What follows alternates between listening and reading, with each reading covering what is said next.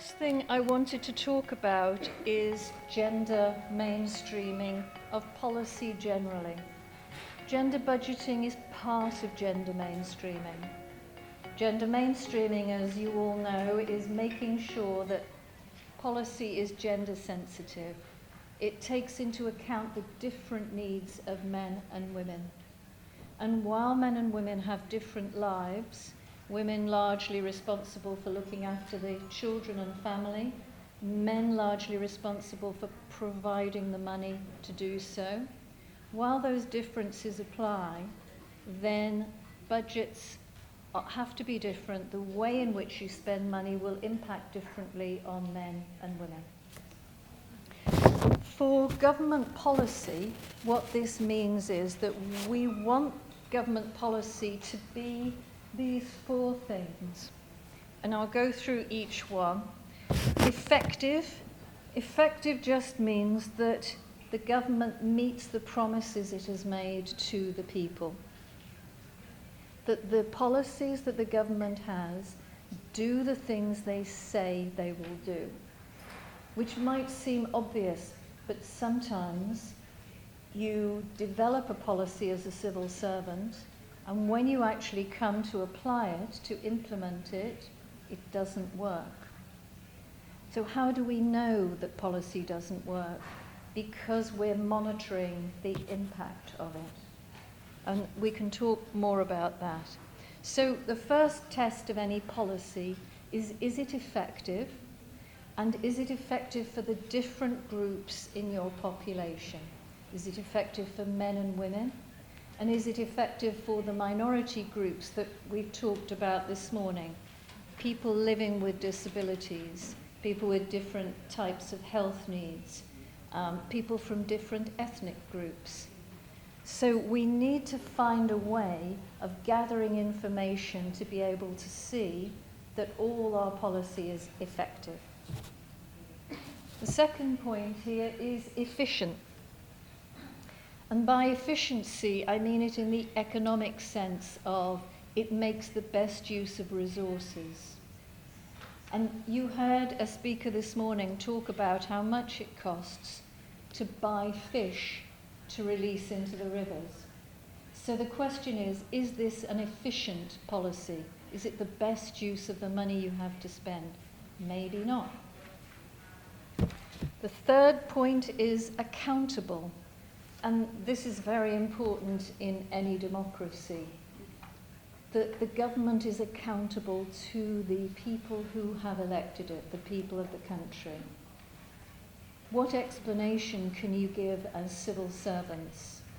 So as a civil servant, I had to go and talk to groups in the community to explain what my minister was doing and why, and be challenged, ask questions about it. And I had to give a good explanation. So as you're developing policy, of course, you need to be able to explain to men and women separately how the policy will impact on them. And then finally, evidence-based. So when we're developing a policy, we are not just doing what the minister says they want at that time. We have to be able to show as civil servants that we've looked at the evidence and we know what the statistics say and what the data says about whether we should do this or not. And this can be the most difficult part of a civil servant's job, when you have to warn a minister that maybe this policy is not a good one. Maybe it has to be done differently.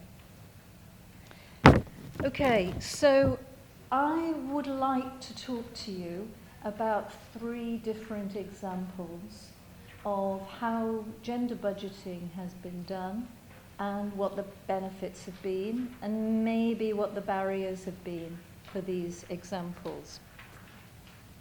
And these are examples that are from the UK, but they do apply across the world.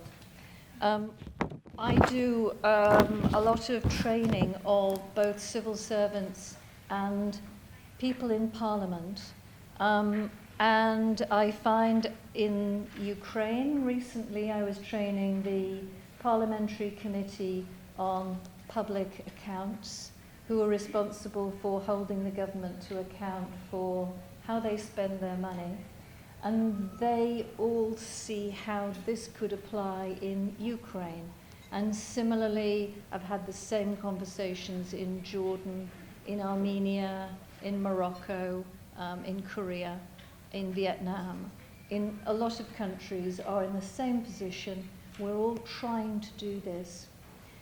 And I guess the other thing I wanted to say is that in the UK, we have not solved this problem.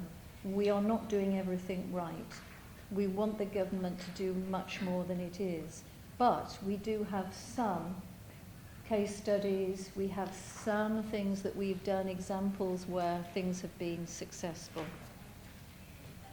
And as you know, Sustainable Development Goal 5 is all about achieving equality for and empowering women and girls.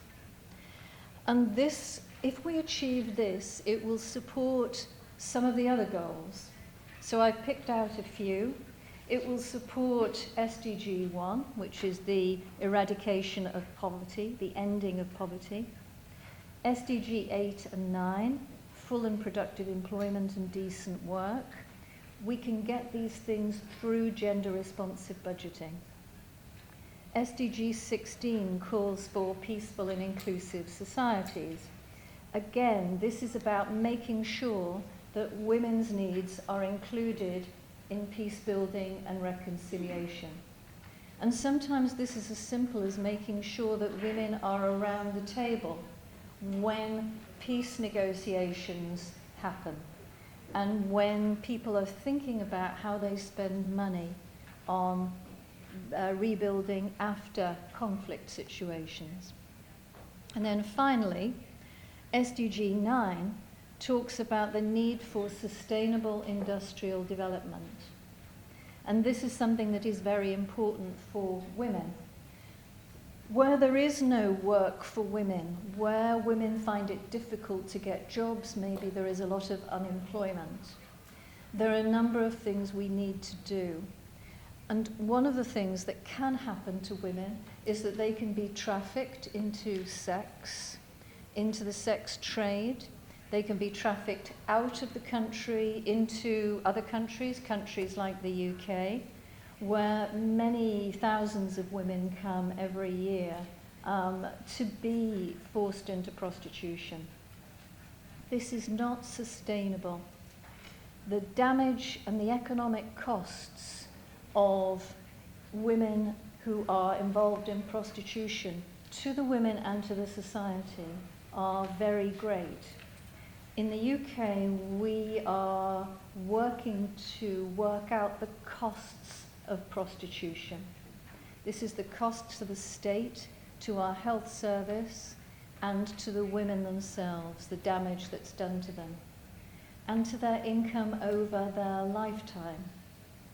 So they may earn money for maybe 10 years, perhaps, but then towards the end of their life, they have no pension, no skills, no way of earning a living.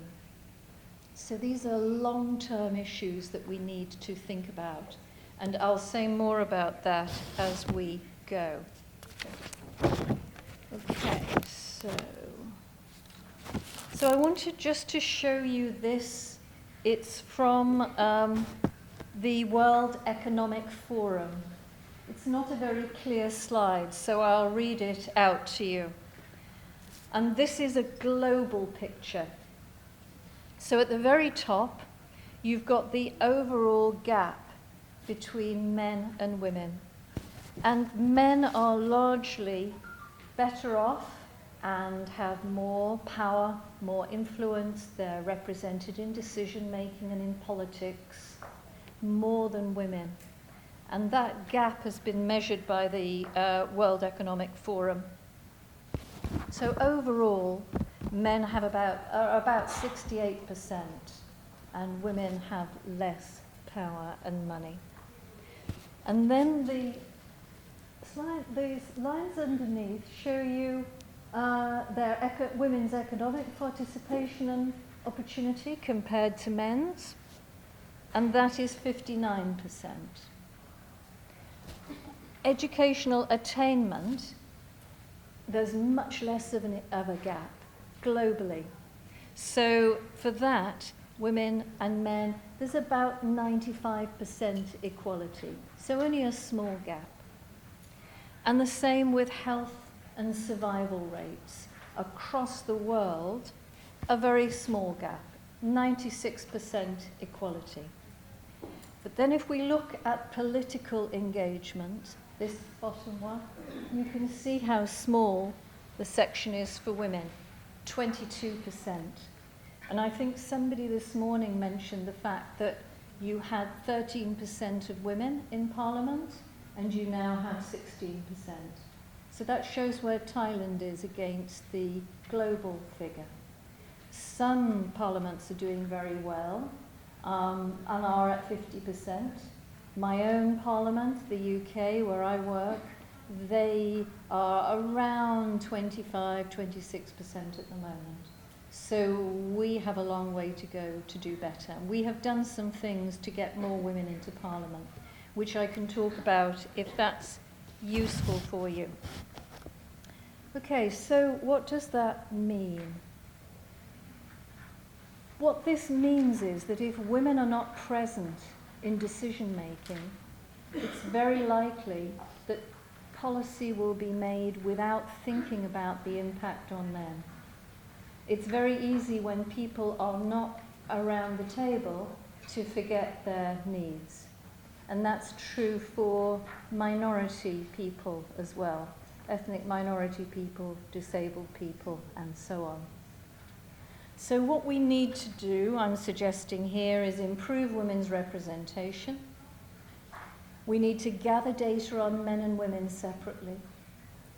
We need to analyse the impact of policy on men and women separately, and then develop gender-sensitive solutions.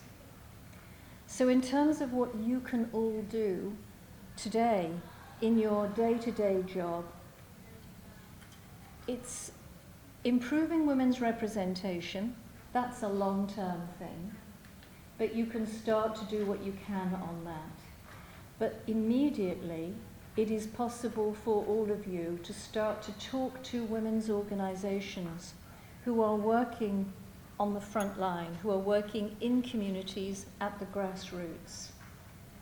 And these are women who will be able to tell you what the impact of government policy is. So for me as a civil servant, these NGOs were the most useful resource. I was able to go to them and say, what is the real impact? And in the UK Parliament, our parliamentary committees regularly take evidence from, they invite the women's NGOs to come in and give evidence to them about how government policy is operating. So they're a great resource. And of course, I've already said that those women working in universities as researchers, as academics, they are also a great resource because they are researching these issues. Okay, so that's the first thing to do. Improving women's representation means talking to women's organisations. Gathering data on women and men separately. I had a look at your website for your Office of National Statistics.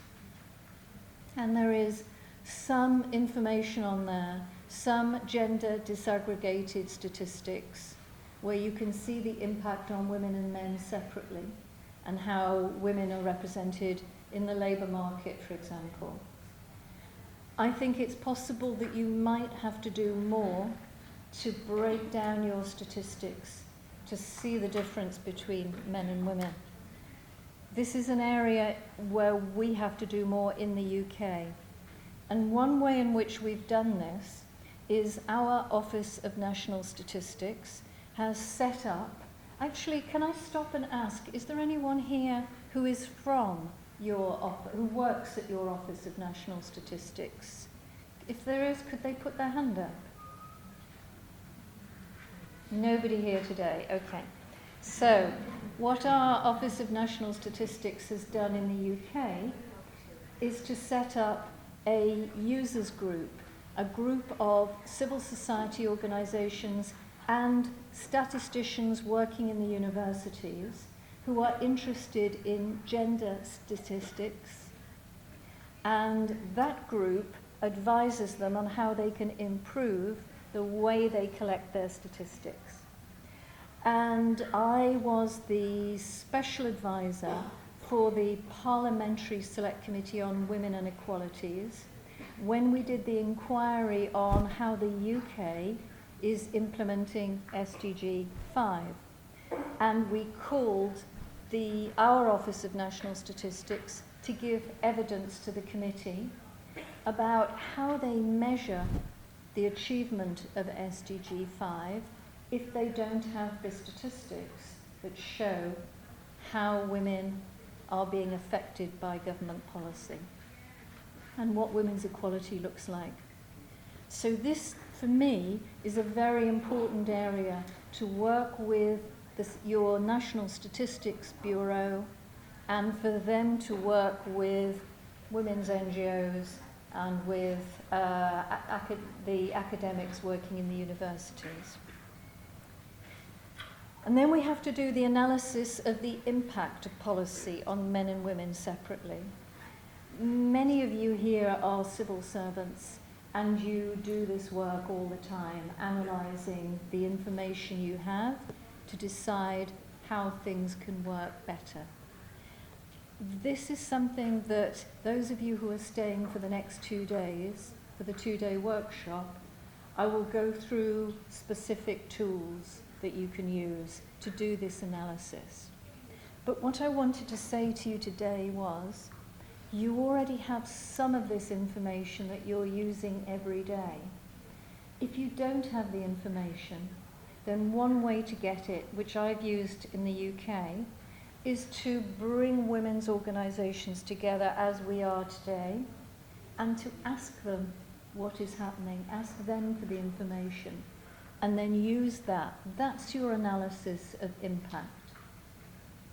And then finally, developing gender-sensitive solutions, making sure that all your policies take this impact into account. Again, this is something you can do with women's organisations. And in the UK, civil servants regularly meet with organisations to ensure that they are listening to what is really happening in communities.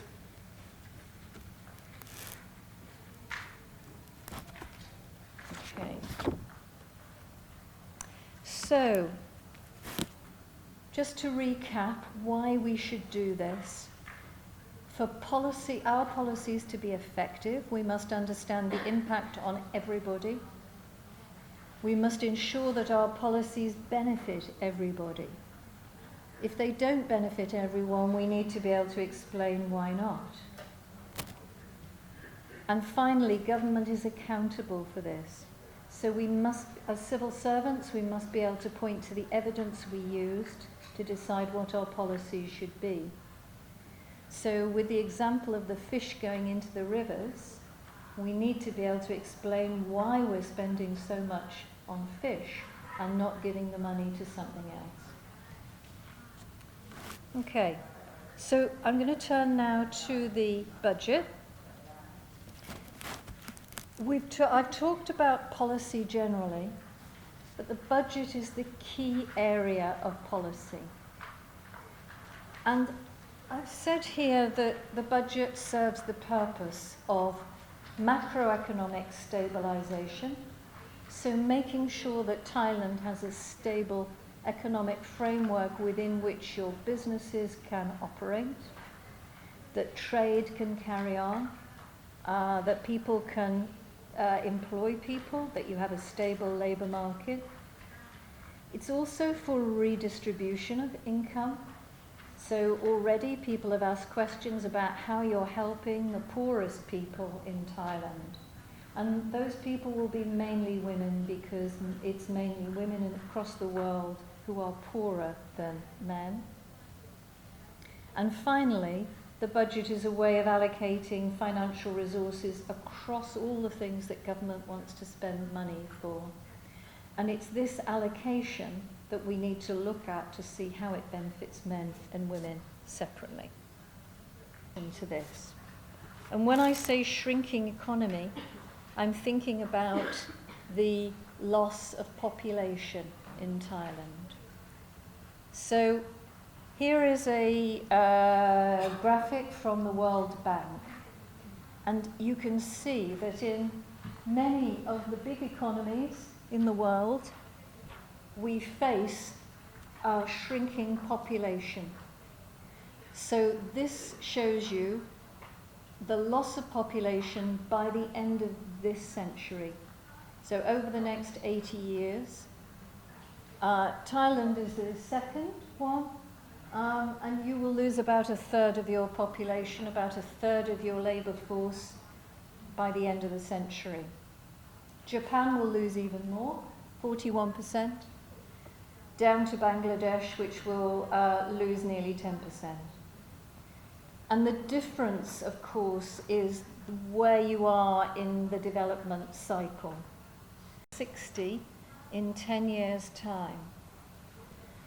So the number of people who are able to be productive in the labour market will be reducing, and there will be more people who need to be supported through pensions in their old age. And most of these people will be poor. And then I've quoted at the bottom here, this quote comes from the International Monetary Fund, and they have said that a smaller labour force holds back economic growth by a full percentage point every year for the next 2 decades. So this is the challenge for the Thai government, how to deal with this, how to respond to this reduction in the labour force. We've already said that the birth rate is very small. 1.5 children per woman is the average at the moment in Thailand, and that's among the world's lowest. And of course, we need about 2.1 birth rate per woman to keep the population steady. So what this means is potentially you could face labour shortages, but also a smaller number of people paying tax into the government as the working age population shrinks. And I wanted to compare this figure of 1.5 to my country, to the UK. Our birth rate is also dropping, but because we have been dropping for longer than you have, we've now levelled out a little bit. But our birth rate is still the lowest since 2006, and it's about 1.76 at the moment. So I can talk a little bit about some of the solutions we've found to this problem. And then I had a look at your labour force survey in Thailand, again using the information on your National Statistics website. And this was the most recent labour force survey I could find, 2017. It shows that your population aged 15 and over is 55 million, nearly 56 million. 38 million are in the labour force or available for work. So 37.21 are actually employed, and then the rest are either unemployed or can only work at certain seasonal times of the year. Maybe they're in the tourist industry, maybe they're in agriculture. So some of the time they're not active. And this figure at the bottom is the one I'm really interested in. This 17.86 million, these are the people who are not in the labour force and not available for work. So it could include women who are at home, working, looking after children, students, or people who are too old to work. But I wasn't sure when I looked at this figure how many of those might be interested in coming into the labour market if the government made it more attractive for them. And then the other figure that I found on your website was the time use survey from 2015. Can I just ask again if you could put your hand up? Do you use this figure? Are people aware that there is a time use survey in Thailand? Anybody know that there's a time use survey? Yes, it looks as though some. Could you put your hands up if you did know that? Just to see how many people are using these statistics. Okay, nobody's using them at the moment. So this was interesting to me because in that time use survey where people are asked, what is your main activity? Do you work full time? Do you run your own business? These are the people who said that they did unpaid caregiving in the family. And as you can see, about twice as many women, over 5 million women, say that they are doing unpaid caregiving, and about 2.5 million men say the same thing. There's a slight difference, as you might expect, between the cities and the rural areas, where slightly more women are doing caregiving and slightly fewer in the city areas, which is what you would expect. Okay. So this gives me a little clue. When I said that there were 17 million people in the population who weren't economically active, and I'm thinking how many of those could be economically active if we changed our policies, it looks as though we have 5.5 million women who might be interested in doing work. Okay. And then finally on the Thai situation, you have an average income of about $6,000 a year. Your public health care is getting more and more expensive, and this is probably because you have an aging population. There could be other reasons too. But it rises by about 12% a year for every year for the last 12 years. This is a lot. And if your tax base is shrinking and your labour force is shrinking, it's going to be more and more difficult for your government to pay these increased costs, which are the highest in Southeast Asia, the highest in this region. And then your pension schemes, again thinking about this region, they are the bottom in terms of sustainability. So there is a question about how far you can continue to afford even the pension schemes that already exist. And so the analysis at the moment that I found on the internet was that funds could dry up within 15 years unless there is a major reform to the tax system. And gender-responsive budgeting is about two things. It's about government expenditure, but it's also about where the revenue comes from to pay that money out. So it's tax and spend. It's the whole of your fiscal policy, tax and spending. Okay, so now I want to go on to this question of fiscal space, as it's called. Fiscal space simply means, and I've highlighted the explanation in green, it's the room in the government's budget, in all of your budgets if you work in ministries, that allow you to provide resources to spend on something in a way that is sustainable. So you're not creating more debt for the taxpayers to service. And the sustainability of the economy is preserved, the stability of the economy is preserved. So it isn't possible simply for you to spend as much money as you would like to. And this idea is known as fiscal space. What I wanted to give in my examples now is examples of how gender equality and promoting gender equality can address some of the problems I'm talking about. And what we think we're looking at here is that gender equality can lead to economic growth. So there's a number of reasons why you would want to do gender responsive budgeting as a civil servant and why you would want it for Thailand as a citizen here. One is because it's the right thing to do. Ethically, it's the right thing to do because you want all your citizens to be equally benefiting from living here and working here. But there is also an economic argument, an efficiency argument, that you are not making the best use of your labour force. There are women here who would like to work, who would like to be more productive and contribute to the economy. What are the barriers that prevent them from doing so? And in many countries, what we find is that there are many women who would like to do more, but there are barriers to them doing so are very difficult. But they are highly educated, and they could easily do this work if we could remove those barriers. In the Arab world, where I've done some work, this is known as the Arab paradox. Paradox meaning it's a puzzle that we don't know the answer to.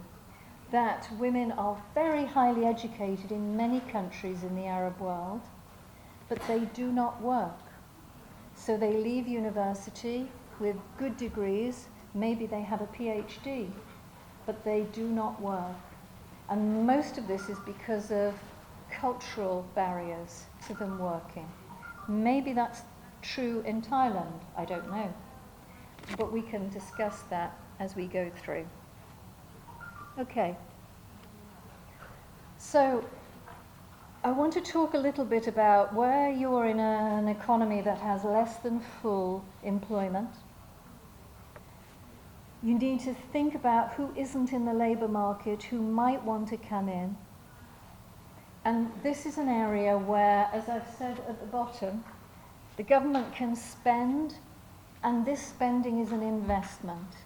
It's an investment which stimulates the economy in the short run. So what I'm going to suggest is that you might want to spend money now to bring women into the labour market over the next few years, and you will then grow your economy and you will see the return on that investment over a few years.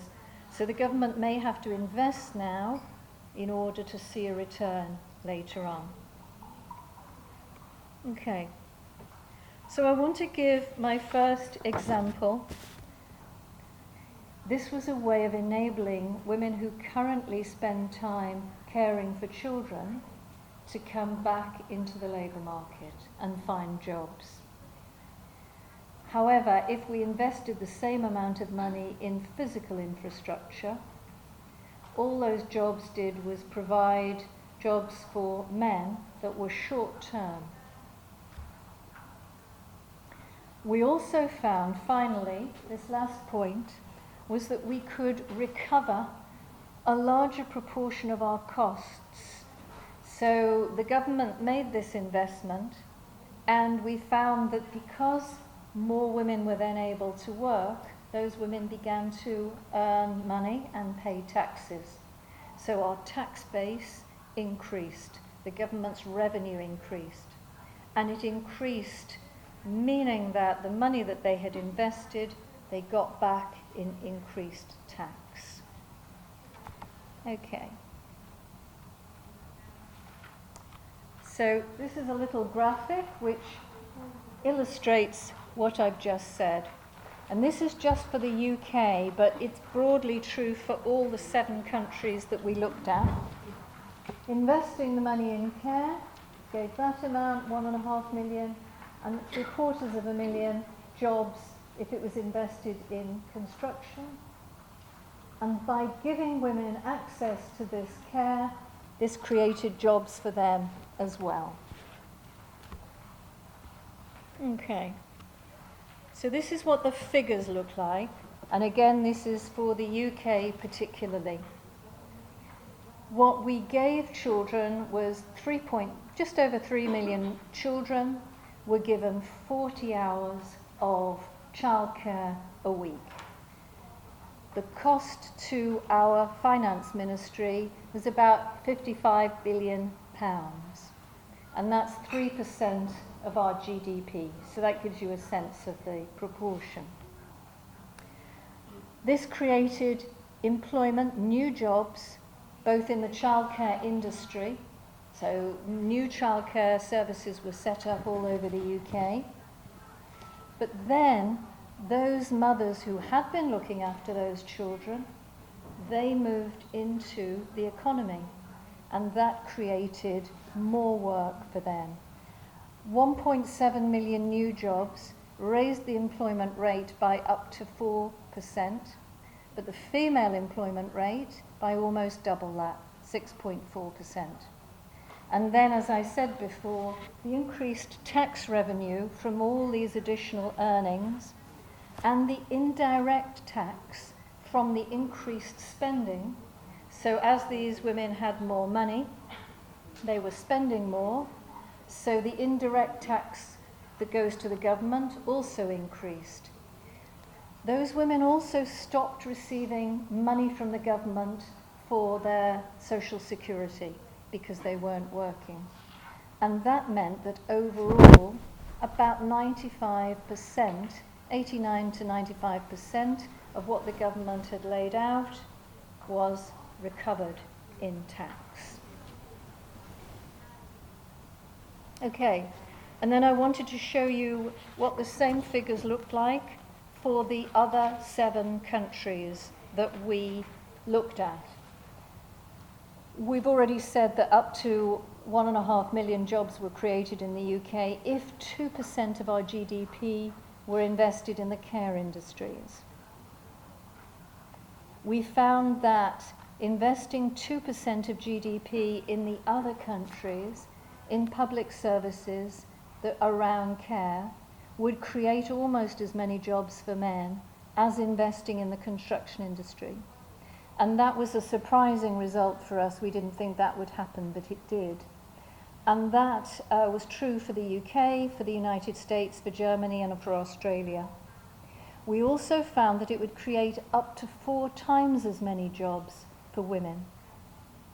And as you can see at the bottom, I've said that women's employment rate rose by up to 8% in the US and more than 5 percentage points in the UK, Germany, Australia, and Japan.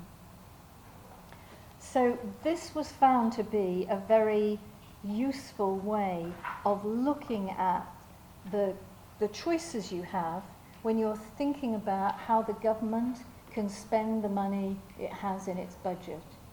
Where will it invest?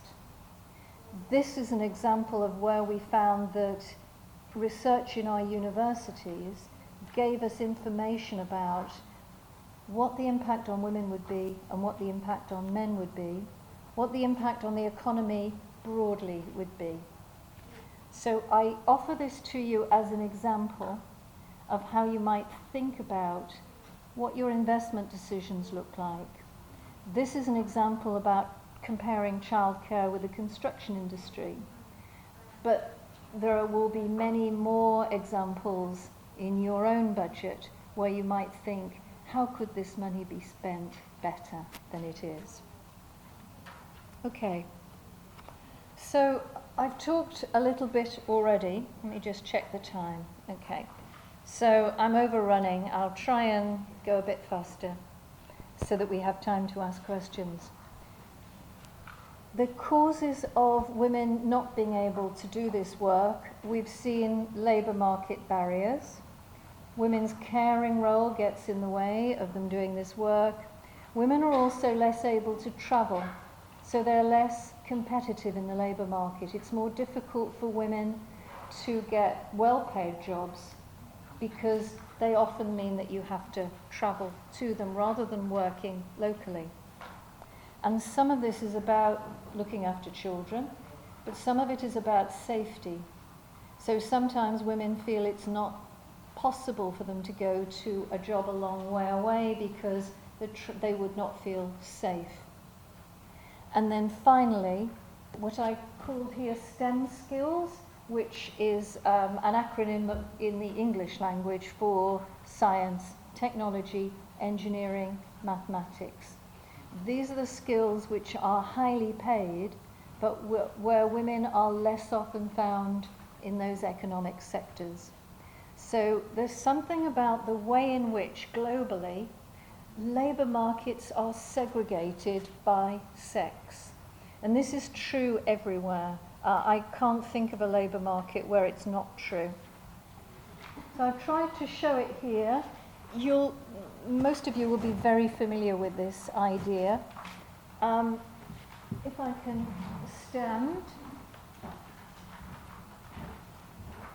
This is vertical segregation with women largely being found in the most junior jobs at the bottom.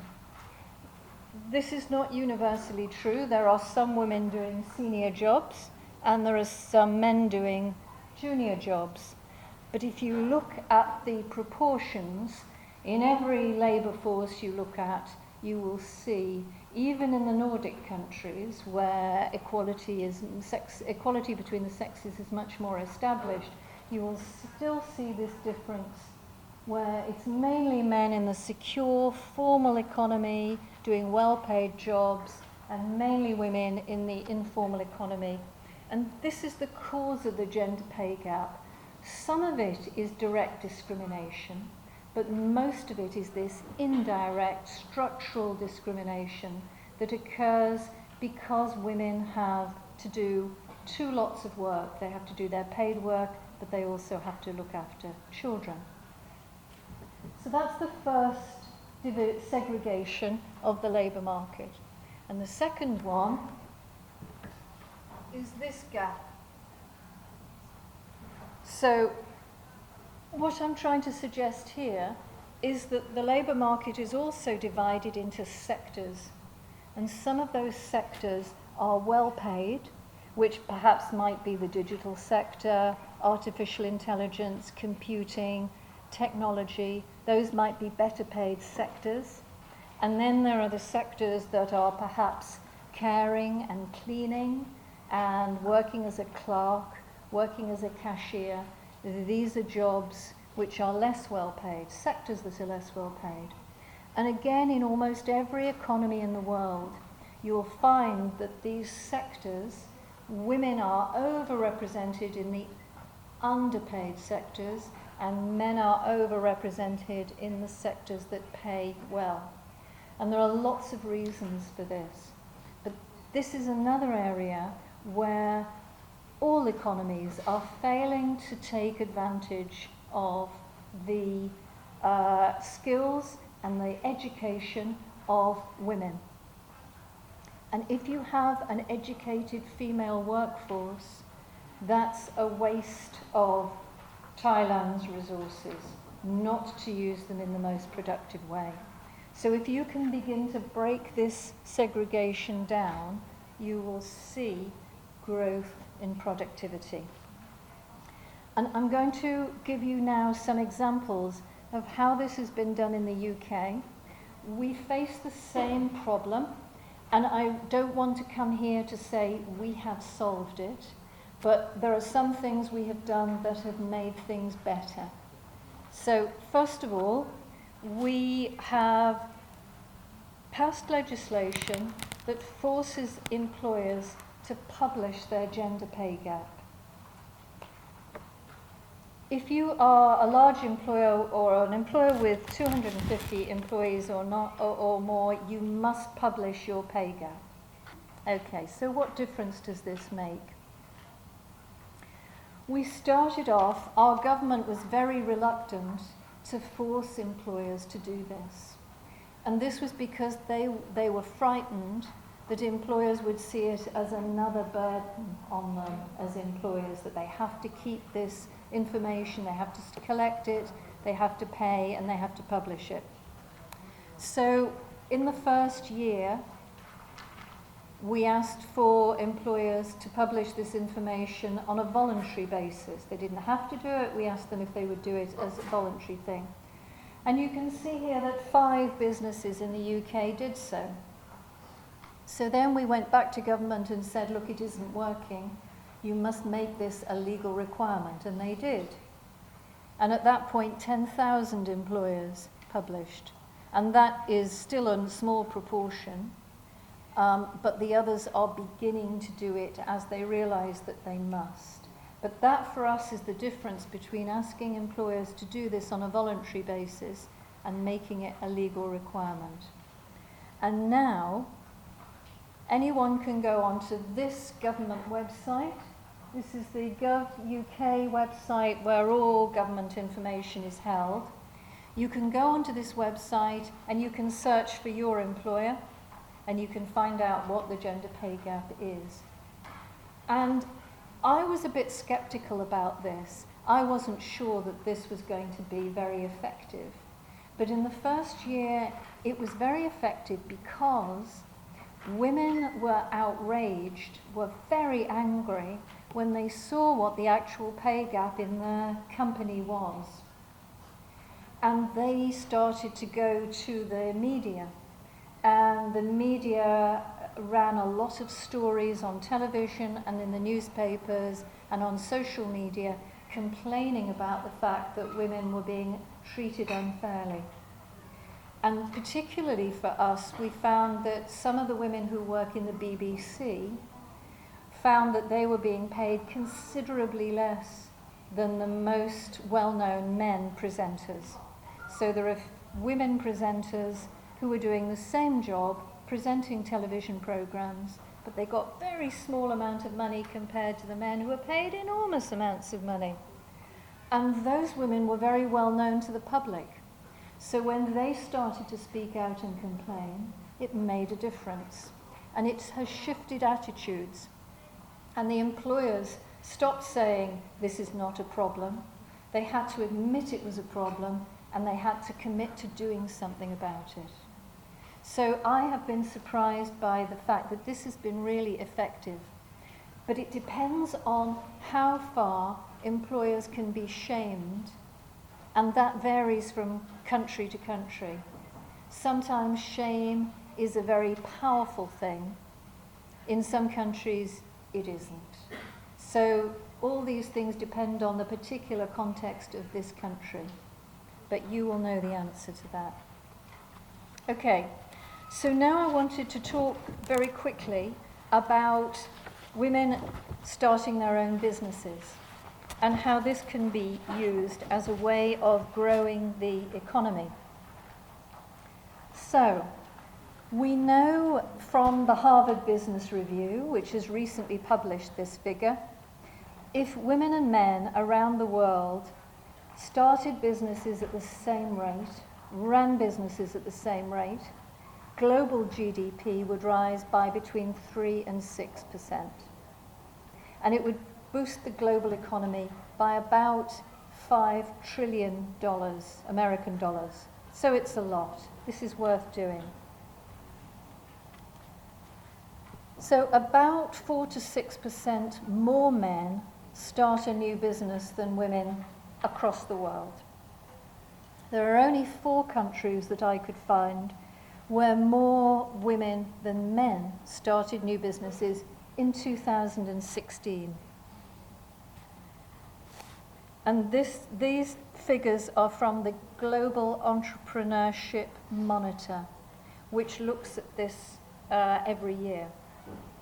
Countries that we looked at, that the global monitoring looked at, the gap narrowed between men and women in the 2 years between 2014 and 2016. So there are gains being made. There are things that can be done. This is an example from the United States, where getting more women into the labour market, and particularly in starting their own business, has made a big difference to their economy. And they started doing this about 30 years ago when they realized how much difference it would make if they could get their women to start their own businesses. And they did a number of things which I wanted to describe to you. The first was they passed a law, the Women's Business Ownership Act, and this law made it much easier for women to start their own businesses. So one thing that banks had done always was make it difficult for women to get loans. When they went to ask for a loan, they had to take a man with them to sign, to guarantee the loan. Or maybe they wouldn't give women loans at all. Maybe the women had to get it through their husband. And the United States realized that this was holding women back. So they passed a law to say that this can't happen. They then set up the National Women's Business Council. And I couldn't see whether there was one in Thailand. Is there a National Women's Business Council here in Thailand for women business owners? Is there anything like that? Yes, it looks as though there is something. So the National Women's Business Council in America set up 30 years ago, and this gets money from the government to support women starting their own business. And one of the things they've done was set up more than 100 women's business centres. So in every large city, you'll find a women's business centre, and they provide free workshops, training, advice, and mentoring. And this was what was needed for women to break through the barriers to set up their own businesses. And there's a small business agency, which is a government department, small government agency, and this guarantees loans. So if the banks do give you money as a woman, they will guarantee that loan. And they also do micro-lending, giving these very small amounts of money, which is all that women need to set up a very small business. And they're now considering this final point. They haven't done this yet in America, but they're thinking about it.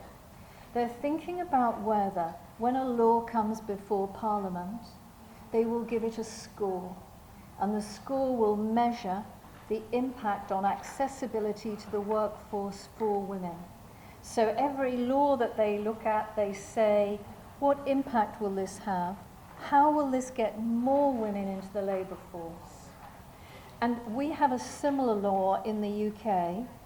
Our Equality Act says that every government department must consider, when we're developing policy or laws, we have to consider the impact on equality generally, not just women, but all the minority groups as well. And our minister has to sign off any proposed legislation to say that this has been considered. And we do what are called equality impact assessments, which are basically tick box sheets to say this is what the impact on reducing or increasing inequality will be. And we can talk a bit more about that if you would like to. So this is coming back into the situation in Thailand. Your rate of setting up new businesses has increased from about 13% to about 21%. But in that time, women's entrepreneurship has been going down over a 5-year period. So women business owners more than halved, from about 30%, this is of the female population, to about 13%. So the question is why? And is anyone in government looking at these figures and thinking, why is this happening and can we stop it? Because it's reducing our economic growth. And in the greater Bangkok area, where there are more small businesses, less than 10% of female businesses are there, but more than 20% for men. So when you look at those figures, you think, why is it different for women? What's the difference and what could we do about it? What I was very interested to see when I was looking at your figures for Thailand is the number of women who want to start a business. So even though they're not doing it now, you have a large population of women who want to. And in many economies in the world, the real barrier that governments face in policy making is that women are not interested in starting their own business. They have no confidence that they can do it. They think it's something they're not interested in, but that's not your situation. So about 43% of women would like to and are actively planning to start a business in the next 3 years. more than half the women in the Greater Bangkok area would like to do this. And there's little difference between men and women in their perception of the opportunities which are available. So this gives you a head start. Okay, so in this chart, which again comes from the Global Entrepreneurship Monitor 2017, it shows you what they're calling the pipeline in Thailand. And this is the pipeline, so the first columns here show your intentions, the intentions of entrepreneurs. The middle column shows the actual startups that have been established, and then the final two columns show the number of established businesses, broken down by men and women, and broken down by region. And you can see immediately that at every level there are more men than women who are involved in this, apart from one example, and that is the 54% of women in the Greater Bangkok area who would like to set up businesses. And this exceeds men, 54% against 43%. So we have this large number who are interested, and you can also see that, as you would probably expect, the Bangkok area is largely the highest, and smaller numbers in some of the more rural regions.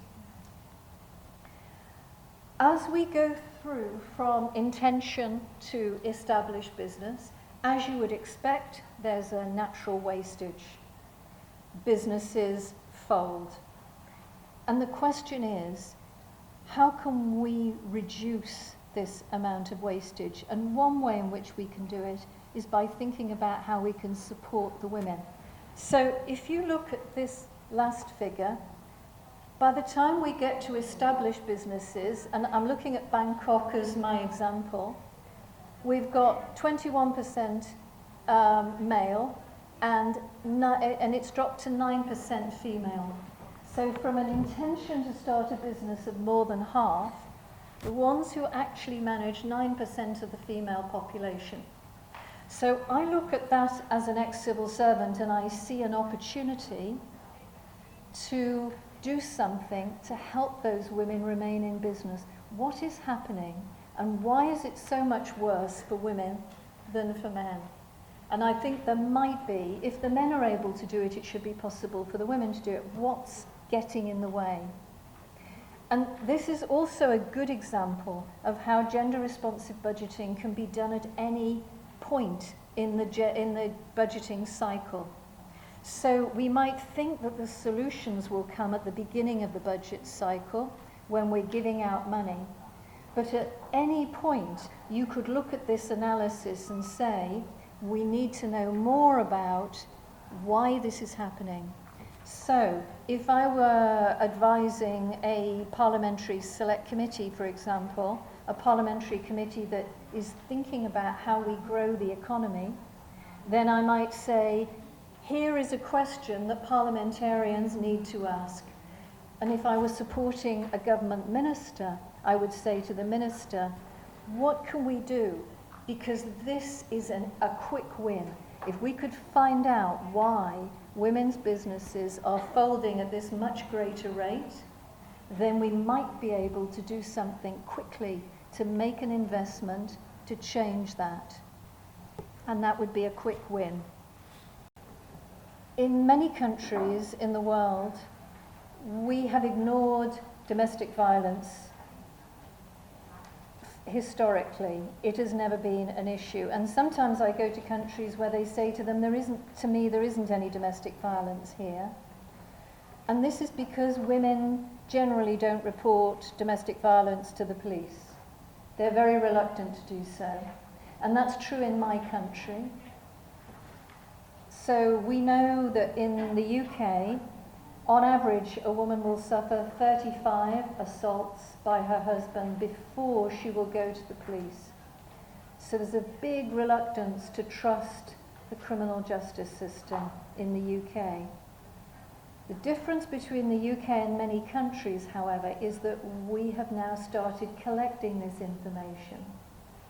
And it may be that you are already collecting this information. I would be very interested to know. So here I'm showing that many countries have tried to put a figure on how much it costs the country, just this question of violence against women and girls within the family. How much does it cost? And Australia has done it, Germany's done it, South America countries have done it. We first started to do it in the UK in 2004, and we looked at our crime survey. So in the UK we have a survey of the population to see who has experienced violence. And this gave us a different figure than the number who were reporting to the police.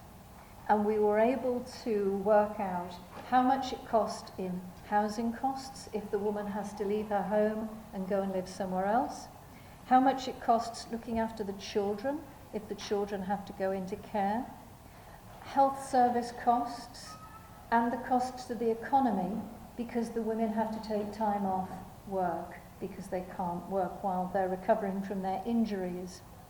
And at that point we found that for the UK the total cost was around £23 billion. So a considerable amount of money. You remember that £55 billion is 3% of our UK GDP. So about 1.5% of our GDP was being spent on the costs of domestic violence. The UK government calculates that it costs £66 billion to manage domestic violence, and they are investing in prevention and services. And I wanted to give one example of how this is funded. And I realise that I'm overrunning. Jabe, is it okay if I carry on? 2 minutes. Okay. So I wanted to very quickly show you that one of the ways in which we fund services through the government is not from taxation, but from what we call the victim's levy. And what this means is that if you commit a crime and you're taken to court and the judge says that you must pay a fine, then part of that fine goes to fund services for victims. And this makes it much easier for us to argue to get money for women's victims' services. If we ask for it out of tax, you know that there are many demands on tax, and it's very hard to get the government to agree to give money for women's services. But if that money is coming out of money that all criminals are paying in fines, it's a much easier argument to make. As I only have 2 minutes, I'm going to confidential survey. This is how we know the true rate of violence against women and girls. When we only knew how much was reported to the police, very tiny numbers. For rape, only about 18% of women in the UK report rape to the police. We know it's 18% because they do tell the crime survey, because that doesn't mean going to court, that doesn't mean going to the police. This is just talking to the crime survey people. So this is very helpful for us. I'm just going to run through the last few slides, which you can read for yourself, talk about the global requirements for gender budgeting, what the UN has said about what can be done to get more women into the labour market, what the constraints are, what the G7 has said about what needs to be done, and the way in which things would change in the EU countries. So the European Union countries have shown that by looking at gender equality, they can increase per capita GDP by between 6 and 9%. If they improve education, they can only improve GDP by 2%. So you can see immediately how allowing women to be more productive has a big impact on economic growth.